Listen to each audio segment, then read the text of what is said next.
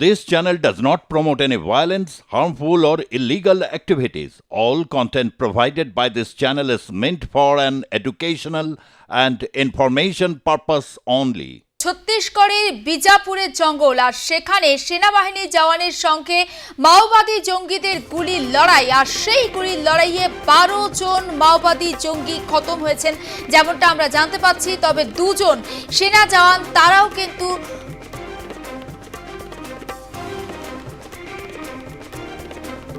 গুলির লড়াইয়ে দুজন ভারতীয় জওয়ান শহীদ হয়েছেন, আরও দুজন গুরুতর আহত অবস্থায় হাসপাতালে চিকিৎসাধীন যেমনটা আমরা জানতে পাচ্ছি। ছত্তিশগড়ের বিজাপুরে 12 জন মাওবাদী খতম। আমরা এই বিষয়টা নিয়ে নিউজ রুমে কথা বলবো। আমাদের প্রতিনিধি সুচারু মিত্র সরাসরি রয়েছেন আমাদের সঙ্গে। সুচারু, ঠিক কি আপডেট পাচ্ছে এই বিষয়ে? দেখো, ছত্তিশগড়ের বিজাপুরে বড় সড়ো সাফল্য যৌথ বাহিনীর বলা যেতে পারে। যে তাদের কাছে খবর ছিল প্রচুর আগ্নেয়াস্ত্র ছত্তিশগড়ের বিজাপুরের জঙ্গলে জড়ো করেছে মাওবাদীরা, এবং মাওবাদীদের একটা বড় টিম বিজাপুরের জঙ্গলে ক্যাম্প করে রয়েছে। এই খবর পাওয়া মাত্রই ভোর থেকেই তল্লাশি অভিযান শুরু হয় এবং তারপরেই গুলির লড়াই চড়ে। গুলির লড়াইয়ে যেটা জানা যাচ্ছে যে 12 জন মাওবাদী ইতিমধ্যেই নিহত হয়েছেন। ফলে যৌথ বাহিনীর কাছে একটা বড় সড়ো সাফল্য।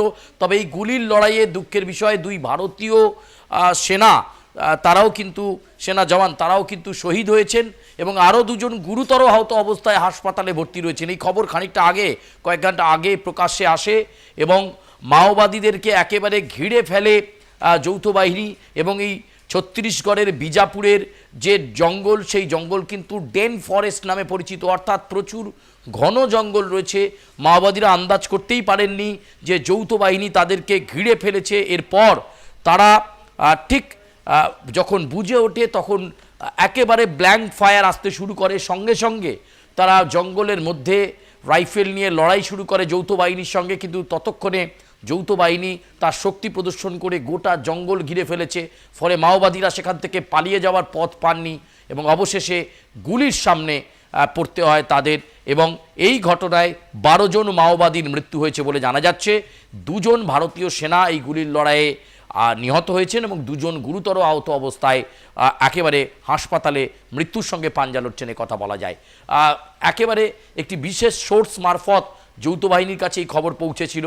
আমরা জানি যে আগে পশ্চিমবঙ্গের লালগড় বা এই সমস্ত ঝাড়গ্রাম, এই সমস্ত অঞ্চলে মাওবাদী অধ্যুষিত এলাকাতে মাওবাদীদের কার্যকলাপ অনেকটা বেড়ে গিয়েছিল, কিন্তু পরবর্তীকালে সেখানে কড়া হাতে দমন, কেন্দ্র এবং রাজ্যের যৌথ ভূমিকাতে পশ্চিমবঙ্গে মাওবাদী কার্যকলাপ অনেকটাই ভাটা পড়ে গেছে কিষেনজির মৃত্যুর পর থেকে। কিন্তু ছত্তিশগড়ে এই কার্যকলাপ কোনোভাবেই বাধা দেওয়া যায় না, কারণ সেখানে এত বড় উইং রয়েছে। মাঝে মধ্যেই শোনা যায় যে মাওবাদীরা পুলিশের গাড়ি উড়িয়ে দেন বা গ্রামবাসীদের ওপর তাদের তারা কর্তৃত্ব ফলান। ফলে সেই জায়গা থেকে দাঁড়িয়ে একেবারে গত 24 ঘন্টার মধ্যে খবর আসে যে বিজাপুরের জঙ্গলকেই আপাতত বেস ক্যাম্প হিসাবে ব্যবহার করতে চলেছে মাওবাদীরা। তাদের বড় কোনো পরিকল্পনা ছিল এখান থেকে, ছত্তিশগড় থেকে ছড়িয়ে পড়ে কোথাও কোনোভাবে প্রশাসনকে অপদস্থ করাই মূল লক্ষ্য ছিল এবং সে কারণেই তারা বিজাপুরের জঙ্গলে ঐক্যবদ্ধ হয়েছিলেন।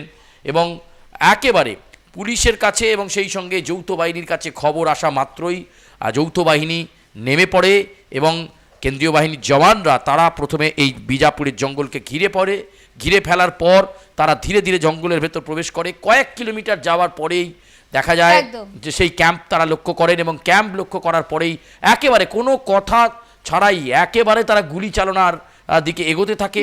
হতচকিত হয়ে যায় মাওবাদীরা এবং তারাও পাল্টা গুলি চালনা করতে থাকে। এই ঘটনাতেই 12 জন মাওবাদীর মৃত্যু হয়েছে এবং 2 জন ভারতীয় সেনা জওয়ান তারা নিহত হয়েছেন। 2 জন মৃত্যুর সঙ্গে পাঞ্জা লড়ছেন, হাসপাতালে রয়েছেন। একদম নজর থাক সুচারু, আপাতত তোমাকে ধন্যবাদ। এবং যে খবরের দিকে আমরা নজর রেখেছি, ছত্তিশগড়ের বিজাপুরের সেনাবাহিনীর সঙ্গে মাওবাদীদের গুলির লড়াই আর সেই গুলির লড়াইয়ে বড় সড়ো সাফল্য ভারতীয় সেনার। 12 জন মাওবাদী তারা নিহত হয়েছেন, 2 জন সেনা জওয়ান তারা শহীদ হয়েছেন আর অপর 2 জন সেনা জওয়ান অত্যন্ত আশঙ্কাজনক অবস্থায় হাসপাতালে চিকিৎসাধীন।